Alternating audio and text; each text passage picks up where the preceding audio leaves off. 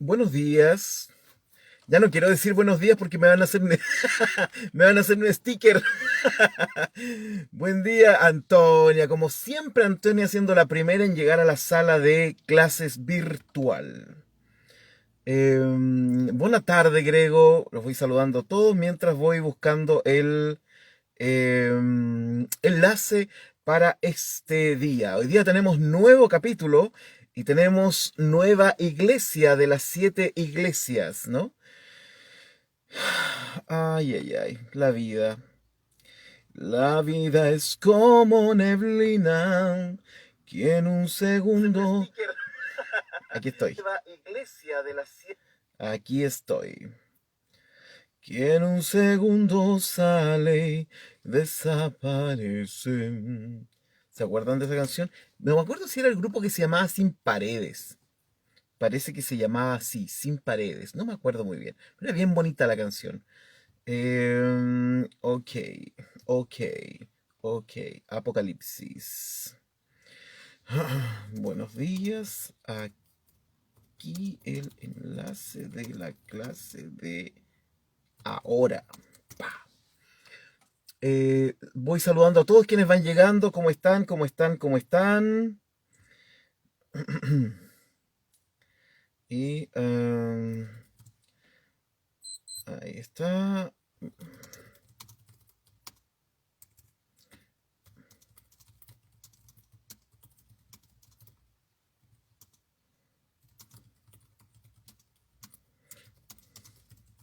Comenzamos en 3 minutos. Estoy mandando los enlaces, por eso miro para abajo. Buenos días.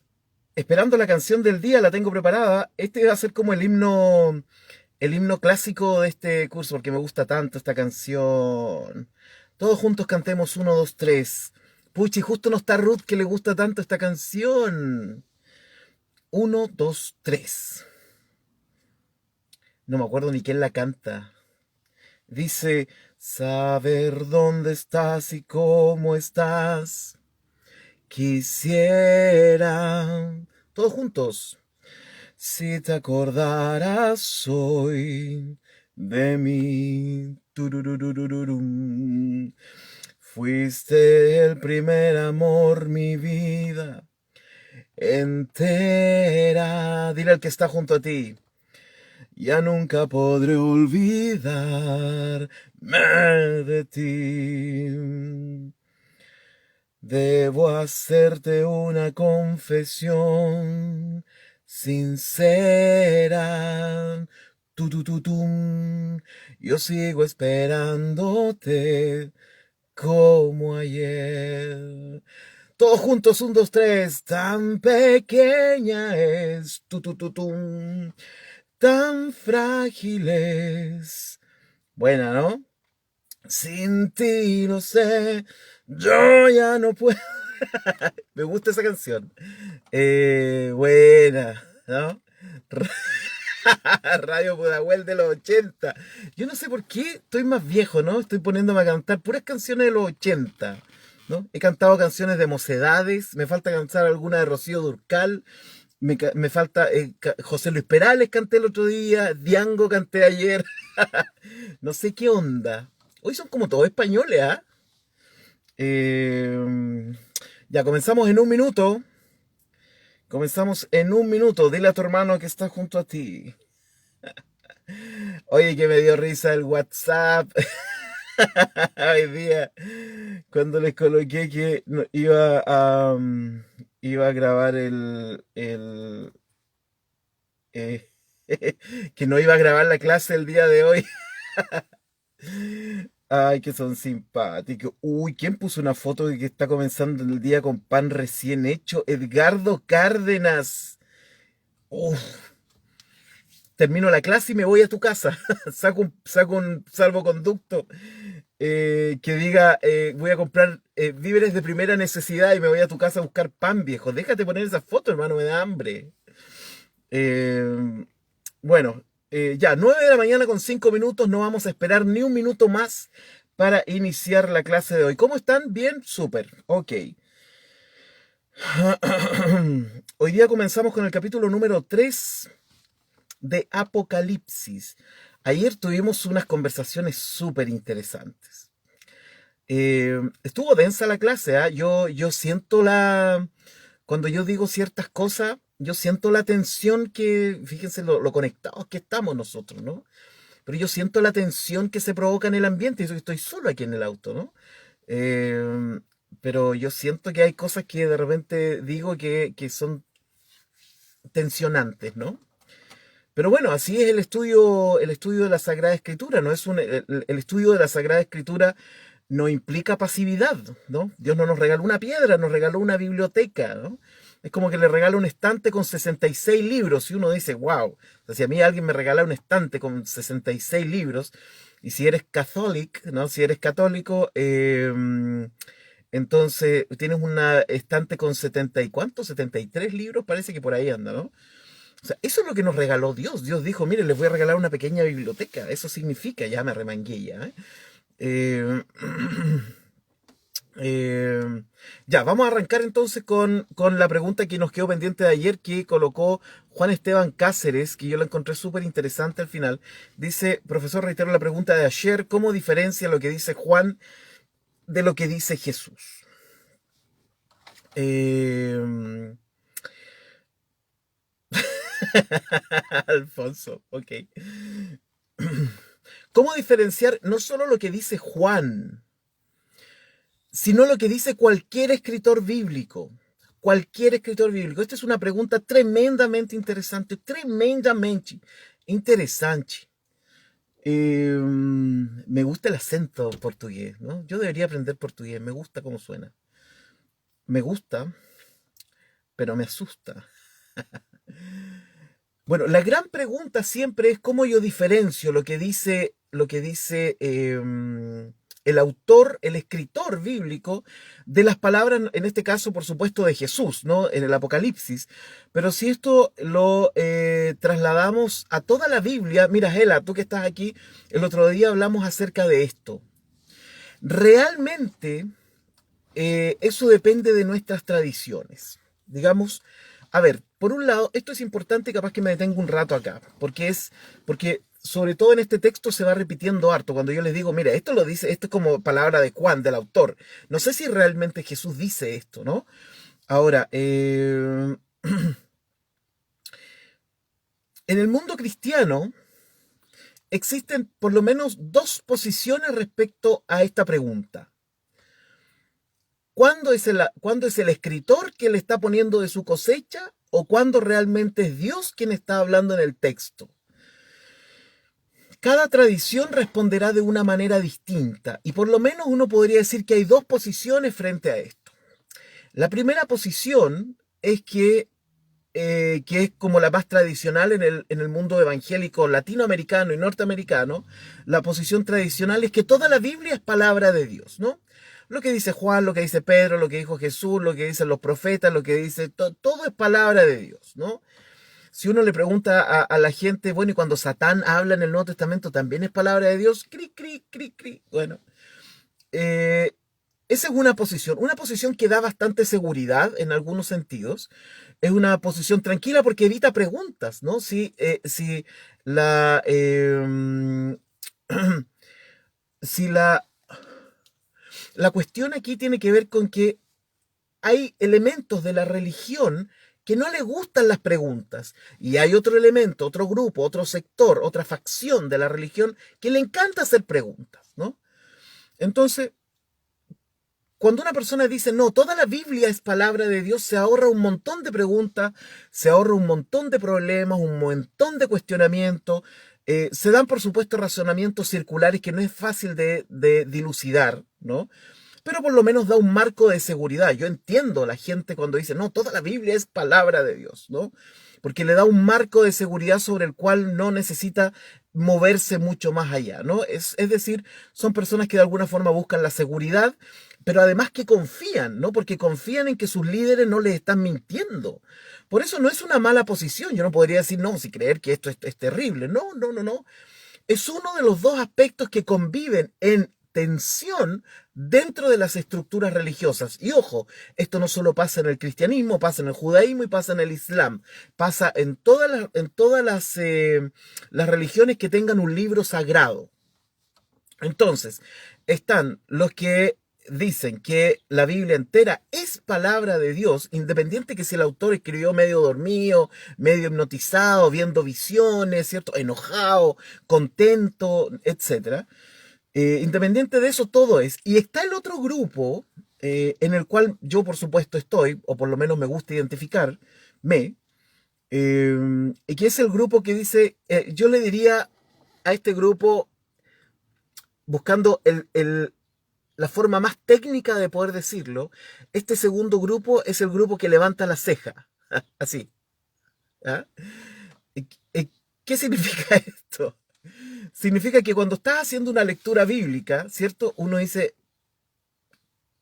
espérate un poquito, ¿no?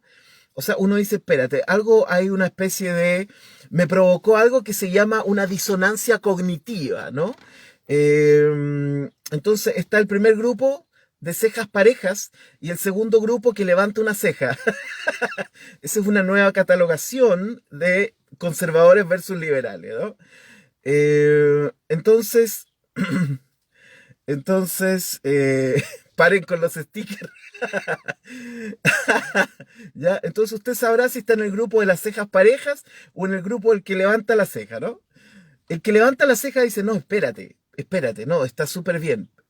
Pero esto realmente está dicho por Dios. O sea, cuando la misma Biblia afirma, cuando el mismo Pablo dice, esto lo digo yo y no el Señor, o sea, eso ya es una señal para yo decir, bueno, en realidad no todo lo que está escrito en la Biblia viene inspirado por Dios. Otro momento podemos hablar de la palabra inspiración, ¿no? Que no tiene nada que ver con dictado, a pesar de que todos proclaman que ese texto de primero o segundo de Timoteo, nunca me acuerdo, 3:16, y cuando dice que toda escritura es inspirada por Dios, todos entienden eso como dictado. Cuando dice inspirado, o sea, es súper distinto, ¿no? Eh, no voy a levantar la ceja a Mario Herrera. Eh, entonces, este segundo grupo es el que dice, no, espérate, ¿no? Eh, espérate, esto no. Por ejemplo, un montón de episodios de la Biblia, ¿no? Ni siquiera hay uno, hay un montón de episodios en la Biblia en que uno puede decir, espérate, ¿realmente es Dios quien manda esto? ¿No?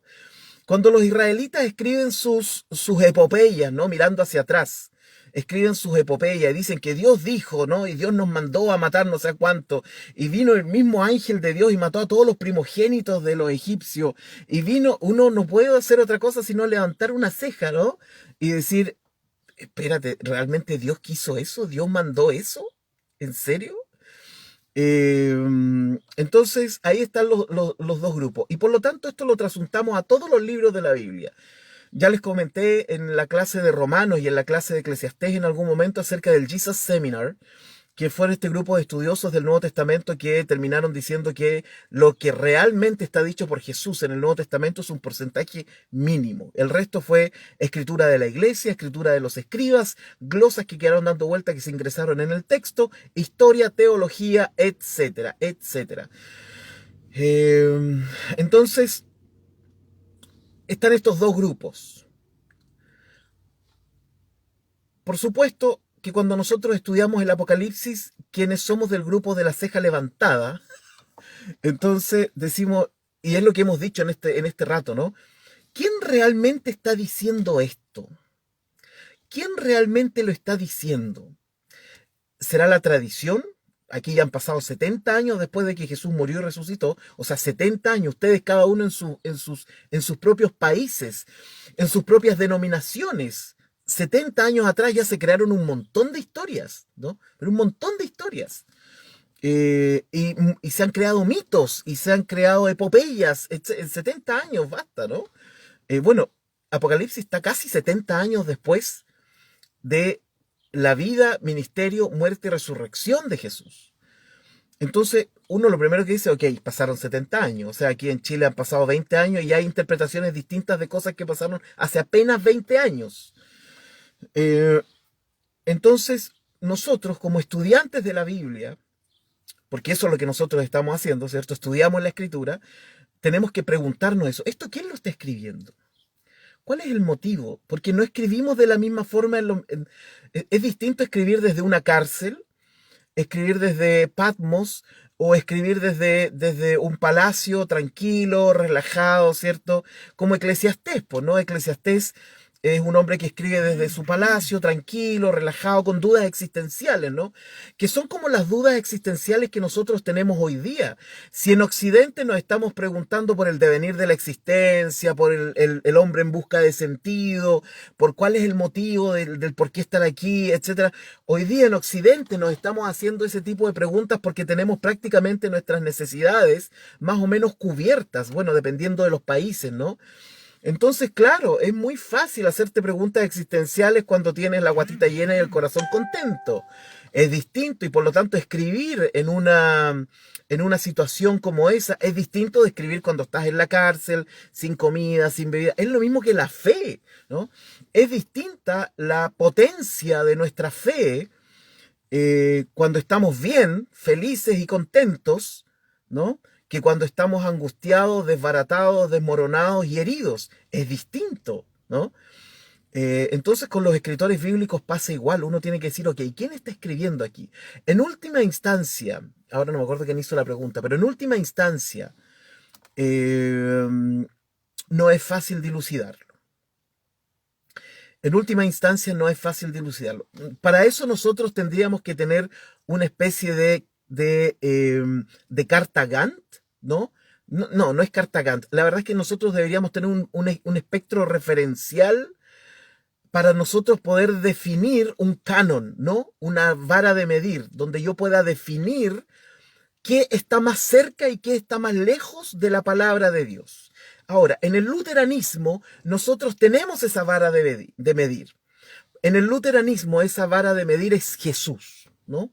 Entonces yo mido los demás libros, los demás escritores, los demás textos, las demás profecías, lo que sea, ¿no? Las demás doctrinas, teologías, etcétera.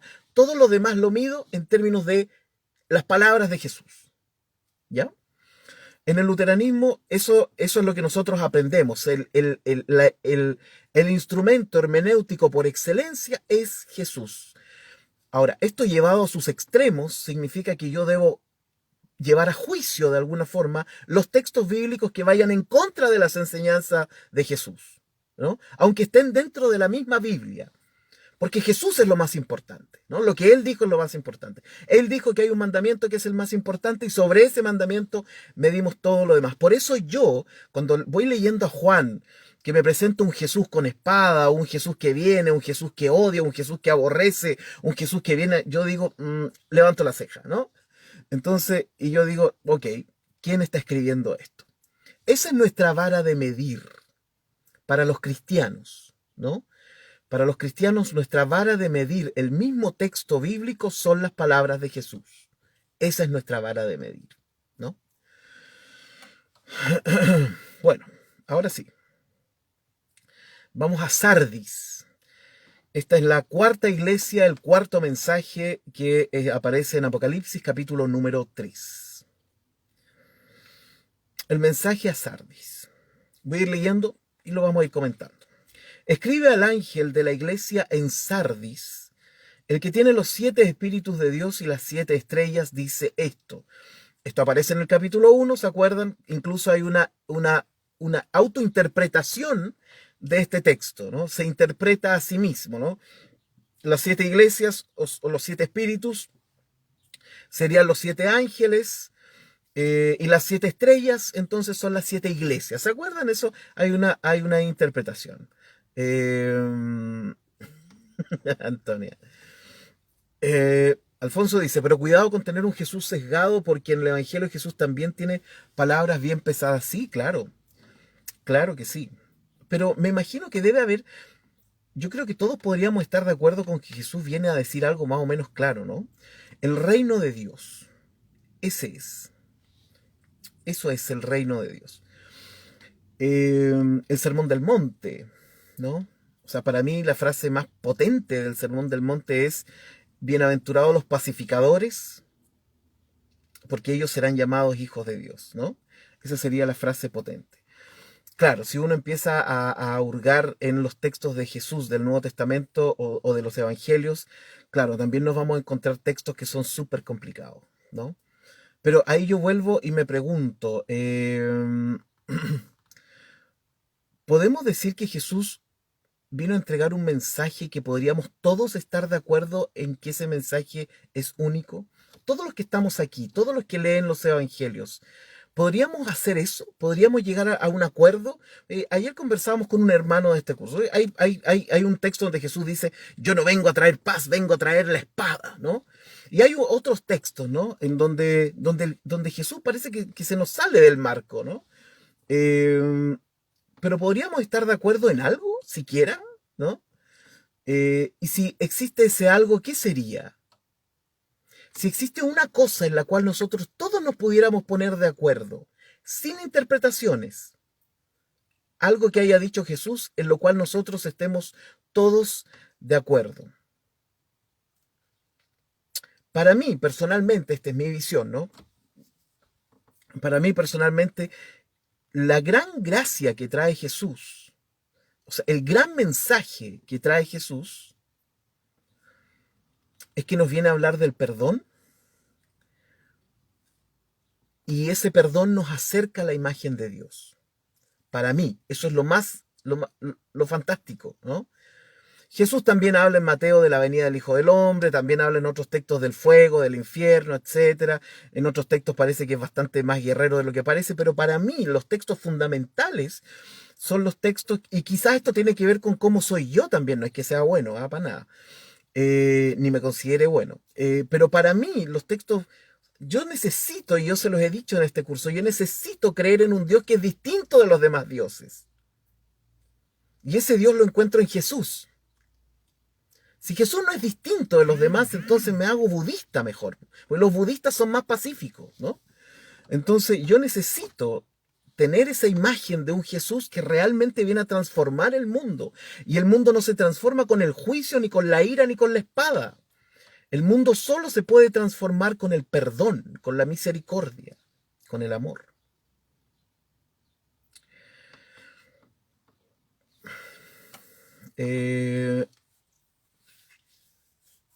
Bueno, Dionisio Biller es un profesor, ¿no? Puede que me hizo clase. Puede que fue profesor mío. Bueno, sigamos. Escribe al ángel de la iglesia en Sardis, el que tiene los 7 espíritus de Dios y las 7 estrellas, dice esto. Ahí está la presentación, ¿cierto? Bueno, Sardis, miren, alguno de los que está aquí va a saber lo que yo voy a decir. Sardis, en términos de pueblo, era como el abismo de Helm. El abismo de Helm. El primero que coloque en el chat la referencia que yo estoy haciendo con esto, le mando un NUAG en PDF a su correo electrónico. Sardis, en términos geofísicos, no geofísicos, georreferenciales, ¿no? Sardis es muy parecido a lo que es el abismo de Helm. Vamos. ¿Quién se lleva el NUAG de regalo? Hoy día amanecí regalón porque además es viernes, ¿no? Muy bien, Andrea. Felicidades, fuiste la primera. Yo no sé si tienes un NUAG, pero si no lo tienes, te lo voy a enviar a tu correo electrónico. Después me envías ahí en el WhatsApp tu correo. ¿Ya? Para que lo tengas. Exactamente, el abismo de Helm. Para todos los que saben, ¿no? Yo respeto a quienes saben acerca de Tolkien. El Señor de los Anillos era una fortaleza inexpugnable, pero tenía una falla, ¿no? Tenía un talón de Aquiles, por lo menos en la película, yo no leí los libros, pero en la película tenía un talón de Aquiles. Bueno, Sardis pasaba lo mismo, era inexpugnable, pero tenía un talón de Aquiles. Y que eso lo cuenta, de hecho, Juan Stam en una referencia que él hace respecto de Heródoto, escribiendo acerca de Sardis y cómo se tomó la ciudad de Sardis, que era inexpugnable, tenía muros, estaba súper elevada, etcétera, pero un hombre encontró la forma de entrar, ¿no? Y así fue tomada esta ciudad ahí en Lacia menor. Esa es la famosa sardis. Bueno, estoy en el versículo 1, perdón, todavía. Yo conozco tus obras, que tienes nombre de que vives y estás muerto. Déjenme avanzar con los textos. Tienes nombre de que vives y estás muerto. Varios comentaristas, incluidos los comentaristas de la Compañía de Jesús, es decir, los jesuitas, eh, dicen que este texto se podría referir a una especie de juego de palabras, porque en el texto griego dice, vamos a ver cómo dice, denme un minuto. 3:5, 3:4, 3:3. Ya, dice onoma exeis oti ses. ¿Ya? Eso, onoma es el nombre, ¿no? De ahí viene onomástico, ¿no? El nombre exeis del que oti ses vive, ¿no? Entonces, estos comentaristas, incluidos los de la Compañía de Jesús, dicen que esto podría ser un juego de palabras relacionado con un nombre que es sósimo, que significa también el que está vivo, ¿no? Entonces, posiblemente los comentaristas dicen que cuando dice que tienes nombre de que vives, posiblemente se referiría a un obispo o al pastor de Sardes, cuyo nombre significaría, tiene que ver con tener vida, ¿no? Por otro lado, Wikipedia, hay que recurrir a veces a Wikipedia, ¿no? Dice que Sardes también significaría los sobrevivientes, ¿no? Y eso me pareció súper interesante. Entonces ahí tendríamos dos teorías respecto de qué significa que tienes el nombre de que vives, ¿no? Pero estás muerto, ¡paf! Se acabó. Eh, la carta es bastante cortita, pero es bastante dura a Sardis. Sé vigilante y afirma las otras cosas que están para morir, porque no he hallado tus obras perfectas delante de Dios. Eh, por lo tanto, estate atento y afirma las cosas que están, las otras cosas que están para morir, porque no he hallado tus obras perfectas delante de Dios. ¿Alguien podría colocar una traducción distinta del versículo 2 para ver cómo dicen las demás traducciones? Sería importante saber qué dicen otros traductores acerca de este texto. Solo el versículo 2 del mensaje a Sardis, del capítulo 3. ¿Ya? Entonces aquí está la advertencia, ¿no? Del Señor hacia Sardis respecto de eso. Yo conozco tus obras, siempre dice lo mismo, ¿no? Cuando dice yo conozco tus obras, significa yo sé lo que has hecho, yo sé lo que estás haciendo, ¿no? Eh, ahora, es interesante que uno se podría preguntar desde el mundo protestante, uno se podría preguntar, ¿por qué no dice conozco tu fe? ¿No? Aquí están colocando traducciones. Muchas gracias. NBI dice, despierta, reaviva lo que aún es rescatable, pues no he encontrado que tus obras sean perfectas delante de Dios. Yuneman dice, sé vigilante y confirma lo demás que hubiera tenido que morir, que no he hallado tus obras llenas a faz de mi Dios. Bueno, Yuneman siempre, siempre de esa manera tan bella escribiendo, ¿no? Ahí está la NBI, entonces uno se podría preguntar, ahí está la NTV. Nos falta la Yossi, ¿no? Fortalece lo poco que te queda porque hasta lo que queda está a punto de morir. Mira, esa está buena. Esto sí está bueno. Turum. Veo que tus acciones no cumplen con los requisitos de mi Dios. Miren qué buena traducción. Eh,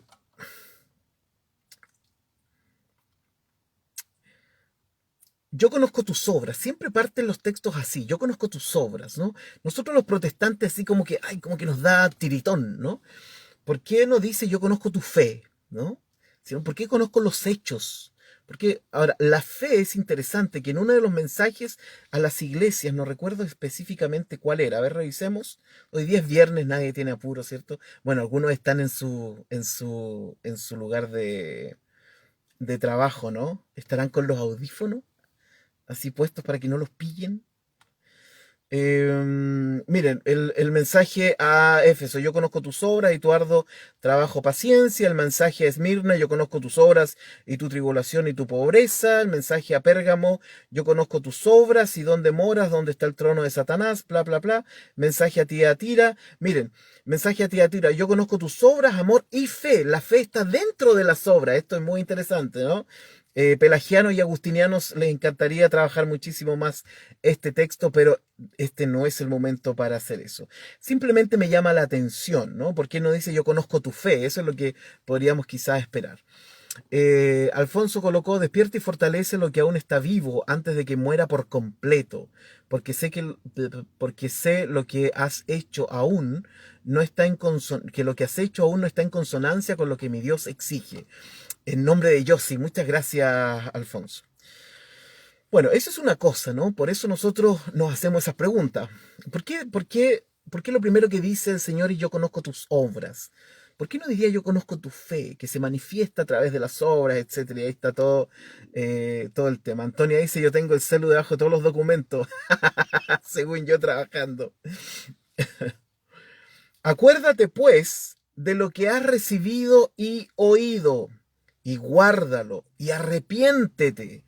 Pues si no velas, vendré sobre ti como ladrón, y no sabrás a qué hora vendré sobre ti. ¿Ya? Entonces aquí está la advertencia.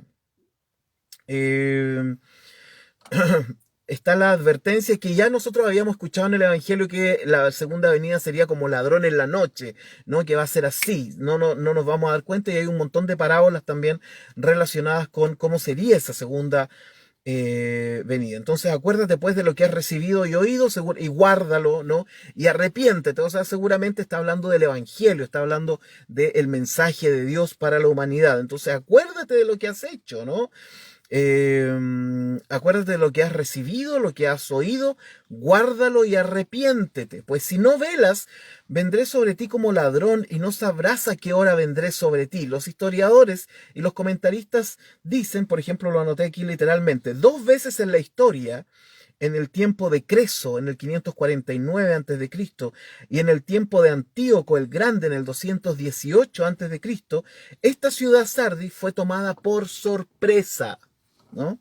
Por lo tanto, cuando dice el texto: pues si no velas, vendré sobre ti como ladrón, quizás le estaba diciendo: acuérdense lo que ya les pasó, ¿cierto? Los tomaron dos veces en la historia por sorpresa, que no vuelva a ocurrir. Entonces, es un mensaje muy interesante, porque parece que fuera muy, muy local, ¿no? Cuando dice al que recibe el mensaje que tienes el nombre de que vives, ¿cierto? Entonces eso ya es un mensaje. Sé vigilante, tiene que ver también seguramente con lo mismo, de que tomaron la ciudad por sorpresa porque no estaban vigilando, de hecho estaban durmiendo cuando les tomaron una de esas veces la ciudad por sorpresa.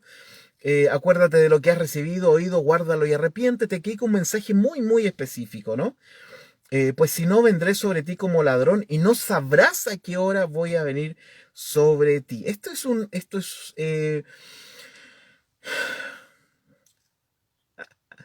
Respiremos, respiremos. Em, Esto siempre es un mensaje relacionado con la segunda venida, ¿no? Que tienes que estar preparado, tienes que estar preparado. Ahora, cada denominación entenderá cada cual qué significa esto de estar preparado. O sea, más de alguna vez, yo no sé si ustedes lo escucharon, pero más de alguna vez yo escuché algo así como: bueno, mejor no salgas a tal cosa, a tal fiesta, a tal celebración, a tal discoteca, ¿ya? Porque si viene el Señor y te pilla, ¿ah? ¿Y dónde te vas? Oye, yo lo escuché un montón de veces, ¿no? Si el Señor viene cuando estés bailando ahí estas fiestas tecno, que yo toda la vida quise ir, eh, estas fiestas tecno así como Mysteryland, de verdad, debo confesarlo solo entre nosotros, que es todavía un sueño que yo espero realizar alguna vez, ¿no? Mysteryland, no sé cuántos días saltando puro tecno, tecno, tecno, ¿no? El problema es que cuando me he puesto mi traje de aluminio, no me veo bien. Y mis gafas con estrellas, ¿no? No me veo bien.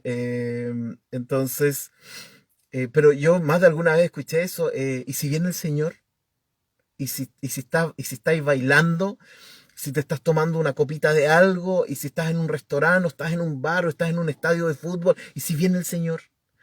Entonces, siempre como que crecimos un poco con esta idea, por lo menos en una facción importante del cristianismo, ¿no? Entonces, siempre, siempre hemos tenido esta idea, ¿no? De que el Señor puede venir en cualquier momento, ¿no? Es bueno, y de ahí surge también, o es alimentada, mejor dicho, esta idea del rapto, ¿no? Que el rapto también, los productores de películas han hecho nata con esta cosa de que la ropita queda tirada. ¿Se imaginan un día yo estoy dando la clase y de pronto queda mi ropita aquí en el asiento, ¿no? Entonces, esta cosa de que viene, y hay pastores que han hecho como cosas súper locas en su iglesia respecto a este tema de la venida rápida, ¿no? Ahora, esto por supuesto es para mantener un estado de tensión. Lo que quiere decir esto es que el cristianismo debe vivir en un estado de tensión. Ahora, por supuesto, las tensiones son distintas, ¿no? Yo creo efectivamente que el cristianismo debe vivir en un estado de tensión, pero de tensión social. O sea, el cristianismo debe ser una piedra en el zapato para los reinos de este mundo. Yo creo que debe ser así. El cristianismo no nace como una religión filosófica en donde solo nos damos vuelta pensando acerca de como los peripatéticos, ¿no? Caminando alrededor del jardín y pensando acerca de la vida y otras cosas. El cristianismo pone en tensión, pero ¿qué es lo que pone en tensión? El reino del mal, ¿no? Y el reino del mal se manifiesta de distintas formas en el mundo, ¿no? Entonces el cristianismo sí pone una tensión, pone una nota disonante, ¿no? Pone una cosita que no nos permite que suene totalmente bien, ¿no? Una nota, no sé, Manu López sabría mucho mejor que yo cómo se llamaría una nota disonante, ¿no? En esto. Pero ahora, la pregunta es qué tipo de tensión, si esa es la cuestión, si el cristianismo pone tensiones, claro, pero ¿qué tipo de cristianismo, no? O sea, yo creo que el cristianismo debe poner una tensión frente al elevado consumismo, a la depredación de la tierra, a la sobrepoblación de la tierra de alguna forma, no sé cómo, posiblemente enseñando sexualidad también a los más chicos en las iglesias, ¿por qué no, no? En los colegios, etcétera. O sea, debemos poner una tensión mirando a gran escala también y a pequeña escala, ¿no? Em, bueno, pero esas son las tensiones. Sigamos. Vendré sobre ti como ladrón y no sabrás a qué hora vendré sobre ti. Versículo número 4. Pero tienes unas pocas personas en Sardis que no han manchado sus vestiduras y andarán conmigo en vestiduras blancas porque son dignas, ¿no? Las vestiduras blancas siempre en el judaísmo y en algunas religiones implica pureza, ¿no? Implica esta pureza. Algunos místicos de la Edad Media, por ejemplo, judíos, decían que antes de tener una experiencia de oración, de devoción o de meditación con Dios tenías que vestirte de blanco, ¿no? Bañarte bien, bien perfumadito, bien perfumadita, ¿no? Y vestirte de blanco para poder entrar en esta otra dimensión. Entonces, hay algunas pocas personas, al parecer, en esta iglesia. Una cosa interesante es que el texto griego dice, no dice personas, sino que dice, les voy a decir raudamente, no, es el versículo número 4. Dice, onómata, ¿ya? Onómata son nombres, ¿no? Entonces no dice personas, sino que dice nombres, ¿no? Hay algunos nombres, esto es muy interesante, que diga el texto griego, hay algunos nombres en Sardis que no han manchado sus vestiduras. Tiene un tema, porque recuerden que al principio también habla del nombre, ¿no? Eh, el versículo 1 dice, yo conozco tus obras, que tienes nombre de que vives. Y ahora en el versículo 4 dice, pero tienes unos pocos nombres en Sardis que no han manchado sus vestiduras. Esto es súper interesante. Evidentemente uno se pregunta por qué no da nombres de los nombres, ¿cierto? ¿Por qué no da nombres?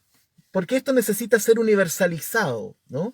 El texto para ser universalizado, entonces necesita no tener nombres para que la metáfora sea universal. Si tiene nombres se transforma en una idea local, ¿no? Temporal. Mientras que cuando tú no colocas nombres, sino que colocas simplemente situaciones, entonces esto se transforma en un texto metatextual, ¿no? Que está más allá del texto. Juneman dice, pero mira, ahí está, pues, Juneman dice, pero tienes unos pocos nombres en Sardis que no han contaminado sus vestiduras y caminarán conmigo en albas, porque dignos son. Mira, en albas, ¿no? Hay pastores luteranos que hoy día, bueno, muchos, ¿no? Usan alba blanca. Nosotros acá en el sur, los pastores luteranos, todavía usamos talar negro, que a mí me queda bastante bien, porque el negro me hace ver no tan gordo. Entonces, me queda bastante bien. Entonces tienes algunos pocos nombres en Sardis que no han manchado sus vestiduras. ¿Ah? Esto es muy interesante, no han manchado sus vestiduras. Digo, es interesante porque Sardis además se hacía mucha lana, ¿no? Ese era uno de los temas de Sardis. Eran como exportadores de lana y además de tinta, ¿no? De tintura, ¿no? Entonces cuando dice vestiduras y no manches, uno puede pensar quizás eso es como un mensaje muy local. Y andarán conmigo en vestiduras blancas porque son dignas. Miren, aquí yo necesito ayuda de los lectores griegos del texto, porque en Reina Valera, detengámonos aquí un momento, total nos quedan 3 versículos, porque Reina Valera dice, y andarán conmigo en vestiduras blancas porque son dignas. La pregunta es, ¿las vestiduras blancas son las dignas o los que anden con el Señor van a ser dignos por andar caminando con ella? Se los dejo de tarea, mientras tanto seguimos avanzando, ¿no? En griego koiné puede usarse como sinónimo de persona, claro. Ahora, díganme si son las vestiduras dignas o son las personas dignas en el que aparece ahí en el versículo número 4. A ver qué puedo encontrar yo aquí. Tararatán, taratán. No, pero me voy a demorar mucho. Ya, si alguien lo encuentra ahí, me avisa los lectores del griego koiné que están aquí en este texto. Va, en esta clase. Ya, y andarán conmigo entonces en vestiduras blancas porque son dignas. Juneman dice porque dignos son. Mire qué interesante. Ya tenemos un cambio aquí, ¿no? Entonces Juneman dice que la dignidad tiene que ver con las personas, mientras que Reina Valera parece que dice que la dignidad tiene que ver con la ropa. Un detalle, ¿no? Un detalle, pero sabrosón, podríamos decir. Continuemos. Versículo número 5. El que venciere, y aquí volvemos a lo de todos los mensajes de la iglesia. ¿Qué significa el que venciere? ¿No? En otro texto dice el que llega hasta el final, ¿no? O el que llega hasta la muerte. ¿Qué significa el que venciere? ¿No? Porque no vencemos totalmente, ¿no? Esta cosa dualista de los textos, ¿no? No vencemos totalmente. A veces vencemos, otras veces no, es como la fe, ¿no? A veces la chuntamos y a veces le ponemos todo el esfuerzo del mundo. Otras veces no nos resulta nomás. Entonces, no vencemos siempre, vencemos a veces nomás. Eh, entonces, cuando dice el que venciere será vestido con vestiduras blancas y no borraré su nombre del libro de la vida. Claro, aquí estamos hablando de un contexto en donde el libro de la posiblemente con los pecadillos que habían en Sardis, que ojo, que aquí no nos dice específicamente cuáles son los pecadillos, ¿no? Eh, Alfonso dice, no puede referirse a las ropas. Ropas está en género neutro y dignos está en masculino. Perfecto. Entonces, Reina Valera hace que pareciera, ¿no? Que las ropas fueran las dignas, ¿no? Pero seguramente se refiere a las personas. Gracias, Alf. No se nos dice aquí específicamente cuáles son los pecados de Sardis. No habla de Nicolaitas, no habla de los pecados de Balaam ni de Jezabel, ¿cierto? No habla de la carne sacrificada a los ídolos. Realmente no, quizás no hay un pecado específico, quizás es un estado del ser de esta iglesia, ¿no? El que venciere entonces, el que venciere estos pecados, será vestido de vestiduras blancas y no borraré su nombre del libro de la vida. Ahora, cuando dice vestiduras blancas, evidentemente se está refiriendo al fin de la vida, ¿no? O cuando sea la segunda venida, cuando ustedes quieren, pero no es en el momento, ¿no? Porque si le va a poner vestiduras blancas, a menos que esto sea una metáfora sobre una metáfora, ¿no? Es como que, ok, resististe el pecado, es como que automáticamente eres cubierto por vestiduras blancas. Pero no nos dice eso, no, no hay una metáfora sobre la metáfora, sino que el que venciere será vestido de vestiduras blancas. Da la sensación de que el que llega al final, ¿cierto? El que venciere toda la tribulación de quizás de ese momento, de la persecución cristiana, el que llegue hasta el final, ¿cierto? Y muera, porque aquí estamos hablando de una situación que pareciera que no es en este mundo, ¿no? O en este estado de la realidad. Entonces el que venciere será vestido de vestiduras blancas, ¿no? Como los ángeles. Y no borraré su nombre del libro de la vida, y confesaré su nombre delante de mi Padre y delante de sus ángeles. Esas son las imágenes con las que nosotros hemos crecido, ¿no? El Satán es el acusador, ¿no? O sea, nuestros nombres de alguna forma, la idea siempre es en los apocalipsis que nuestros nombres van a ser dichos y nuestras obras van a ser dichas, ¿no? En este mundo postrero, en el Olam Abba, en el mundo que viene, ¿no? Y aquí el Señor dice, yo voy a confesar su nombre, ¿no? Ahora, el acusador también va a decir nuestro nombre, pero para el otro lado. Imposible no pensar en los mitos egipcios respecto a la vida post-mortem, donde también las obras son dichas, ¿cierto? Delante de Osiris, y el corazón es pesado junto con una pluma, ¿no? Para ver qué es lo que pesa más. Imposible no pensar en eso, es parte de la mitología del Medio Oriente. Y confesaré su nombre entonces delante de mi Padre y delante de sus ángeles. Eh, Buena pregunta, Alfonso. Buena pregunta. Y, bueno, finalmente va el timbre de cada una de las siete cartas, ¿no? El que tiene oído, oiga lo que el Espíritu dice a las iglesias. Eh, Aquí hay muchas cosas. Este timbre final hace que uno se pregunte muchas cosas. Por ejemplo, el que tiene oído, oiga. Pero esto es un libro. Por lo tanto, uno tendría que decir el que lee estas palabras, ¿no? Entienda lo que el Espíritu dice. Porque esto es una tradición, ¿no? Es una tradición como la antigua, es un relato oral, una tradición oral. Lo que el Espíritu dice, ¿no?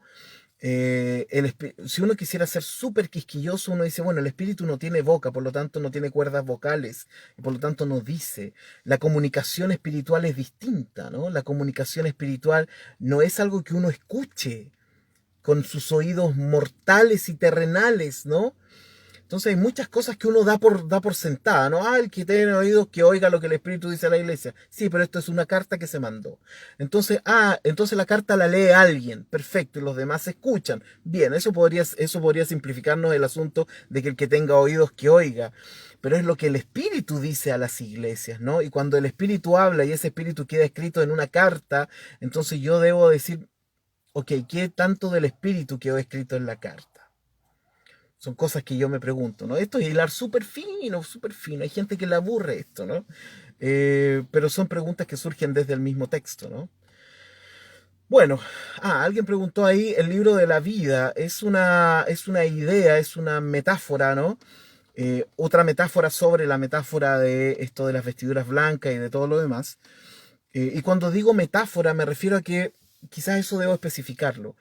Cuando digo metáfora no es que esté diciendo que esto no exista, lo que me quiero referir con metáfora es que esto está en un plano en el cual nosotros no podemos movernos literalmente, ¿no?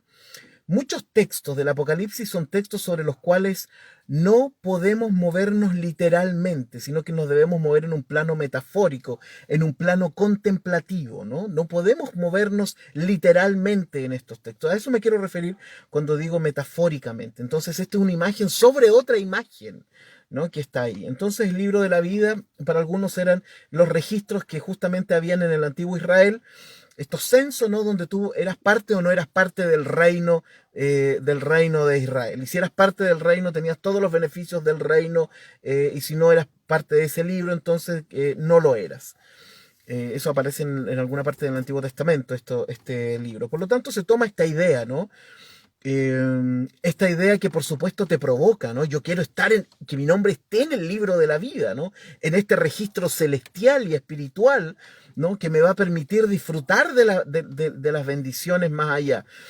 Esto no es otra cosa sino que la invitación a que tú tengas una vida tal, con una tensión, ¿cierto? Porque el Señor puede venir en cualquier momento, con una tensión tal que te permita vivir una vida digna. Si esto fue el gran punch del cristianismo en sus primeros años, que era una vida bastante digna, ¿no? Y que la gente decía, wow, los cristianos, esto es otra cosa, ¿no? Es la sencillez de la honestidad, del amor, del compañerismo, del cuidado de las personas que existía y que no se logró igualar, porque después el cristianismo se empezó a transformar en religión. Pero al principio era eso, ¿no? Y eso fue lo llamativo del cristianismo, que tú eras parte de. Ahora, ese cristianismo, también hay que decirlo, ese cristianismo era de esa forma porque, primero porque tenía altas expectativas de una moral, ¿cierto? De una ética elevada, pero también porque el Señor venía pronto. Entonces, es mucho más fácil tener una vida digna, ¿cierto? Pía, proba, cuando el tramo es corto, ¿cierto? Es como los corredores de los 100 metros, tienen toda su energía, toda su potencia, pero para 100 metros no va, no para una triatlón, digamos. Entonces con la iglesia era parecido, era una iglesia sumamente potente éticamente, pero era porque también pensaban que el Señor venía ahora. Pero ¿qué ocurre cuando tienes una iglesia que dice, en el caso de nosotros, bueno, si han pasado 2000 años, pueden pasar 2000 años más? Porque tener una vida ética, un reino de Dios implica una inversión emocional, espiritual potentísima. Y esas inversiones no duran para siempre. Por eso después vendrán todas las teologías de que somos justos y somos pecadores, de la santificación, etcétera. Teologías y antropologías teológicas que tratan de decirle al hombre cómo tiene que vivir porque ya nos dimos cuenta que esta cosa tiene para rato. Entonces, ¿cómo logras que un grupo enorme de personas mantenga una ética súper elevada en un tramo súper largo de su vida? Porque tener una ética cortita es fácil, ¿no? Portarse bien por un tiempo es fácil, pero anda a hacerlo por 80 años, po, por 90 años, por 70 años. Entonces ahí surgirán todas estas antropologías teológicas que te van diciendo, mira, en realidad es que el hombre tiene que santificarse cada día y todo. ¿Por qué? Porque nos damos cuenta que este tramo largo, esta triatlón, no es fácil mantener el reino, ¿no? No es fácil mantener el reino así. Bueno, hasta aquí llegamos. Estamos en la hora. Ha sido una tremenda experiencia. Esta clase lo he pasado súper bien, como siempre, con ustedes. Muchas gracias por acompañarnos en este estudio bíblico. Les contaré a todos quienes partieron desde Romanos, pasando por Eclesiastés y llegando a la clase del día de hoy, que esta es la clase número 167 de nuestros estudios bíblicos matinales. Estoy muy contento por eso. Así que eso ya, y nos encontramos entonces el día lunes con el mensaje a Filadelfia. Imposible no pensar en el quesito Filadelfia, ¿no? Quesito Filadelfia con soya, con un poquito de soya, con un poquito de semilla de sésamo y galletitas cracker. Eso voy a hacer para el próximo lunes en la noche, hablando del mensaje a Filadelfia. Voy a comprar un queso Filadelfia para estar mucho más compenetrado con este texto, ¿no? Es súper interesante el mensaje a Filadelfia. Así que nos vamos viendo. Así es, clase número 167. Compartan esta clase también para que nuestro curso vaya creciendo, si ustedes quieren, por supuesto, ¿no? Y los que no están al día, estas clases las subo todas a YouTube, a mi canal, a, a mi canal, para que las puedan ver y se vayan poniendo al día. Son largas igual, entonces, para eso, ¿ya? Tend- Javier Quevedo, tendré que ir al segundo desayuno. Ya, les mando un abrazo, bendiciones, paz del Señor, que les aprovechen los servicios online de sus respectivas comunidades durante este fin de semana. Los que no tengan dónde verla el domingo pueden conectarse conmigo si quieren al culto online de la Iglesia Luterana de acá de Valdivia. Comunidad de la Ceja. Ya, un abrazo, que estén súper bien. Nos vemos el día lunes. Descansen, si es que pueden, ¿no? Ya, chao, chao.